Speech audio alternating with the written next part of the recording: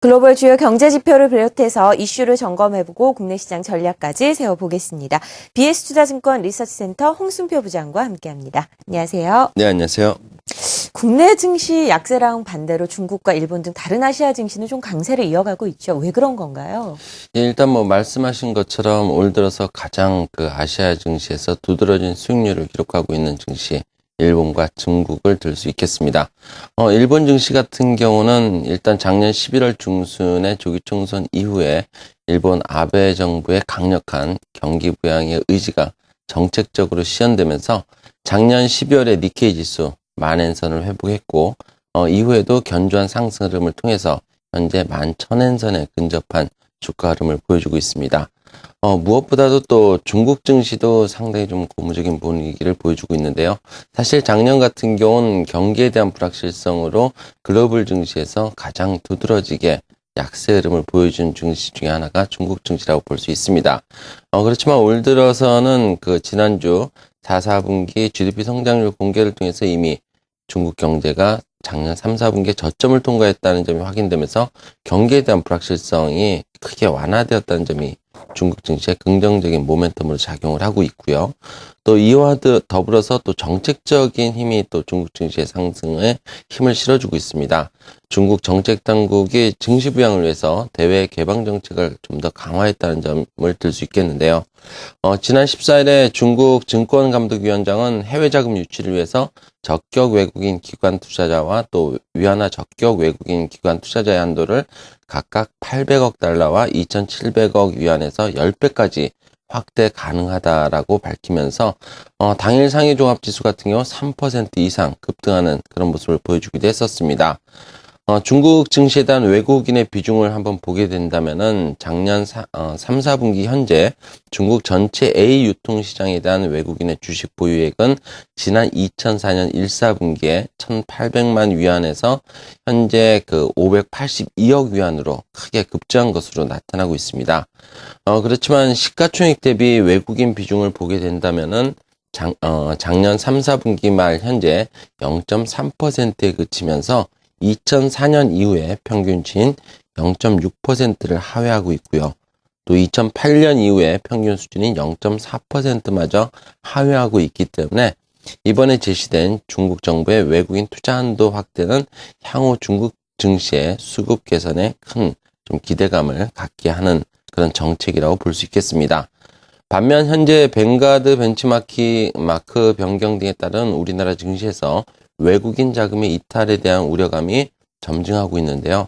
우리나라 증시의 입장으로서는 중국의 증시 개방 정책이 또 다른 수급 위축 요인으로 작용할 수 있다는 우려감을 갖게 하는 부분도 있다라고 말씀드릴 수 있겠습니다. 네.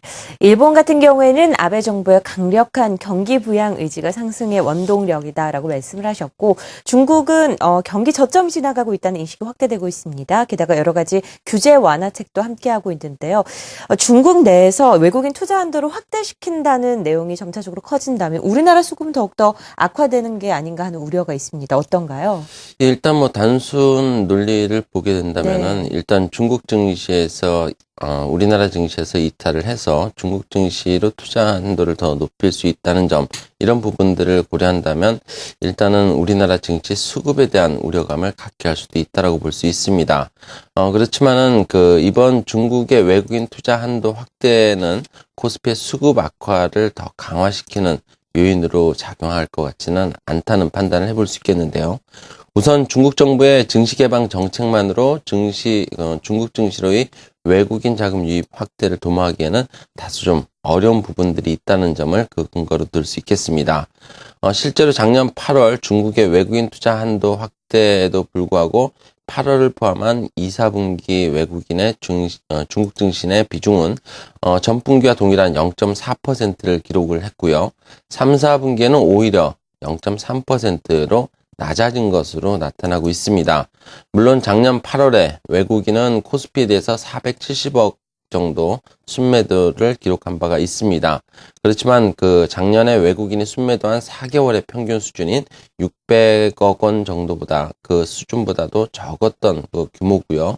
또 9월에 다시 순매수로 전환되었기 때문에 8월 외국인의 순매도가 중국 증시의 수급 개선 정책에 따른 그런 반작용이라고 해석하기에는 다소 좀 어려움이 있다라고 말씀드릴 수 있겠습니다.